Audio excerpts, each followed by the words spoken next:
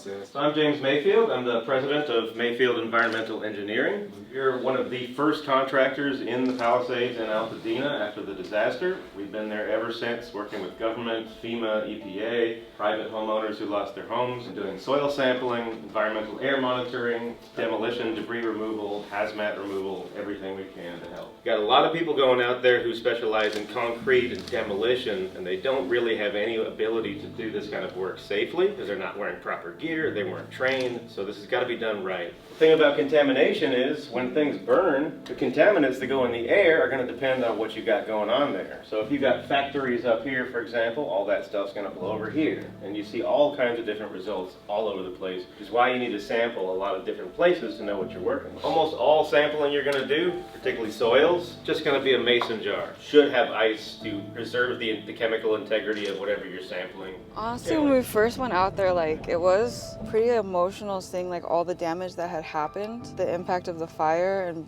being able to work on it and be a part of it did feel really rewarding. It feels good to know that the work that we're doing is gonna matter to people, and it's helping out the communities that got affected. With the stuff we learned today, and maybe we can see how we can replace all those old trees that burned down, and at least bring it to what their community used to look like before. It was very interesting sitting there and listening to a guy in the field that deals with hazmats and all type of environmental stuff, and he really gave a lot of information. CCLB plays a really huge part into my career journey. Now going into soil sampling, there's a lot of certificates that I've gathered from my time here that can definitely help me out with my going forward into career. Not only are we helping, but we're also receiving training, being able to provide type of opportunities to the Corps members and then put that into practice. I think it's a great opportunity, and I'm just excited to be a part of it.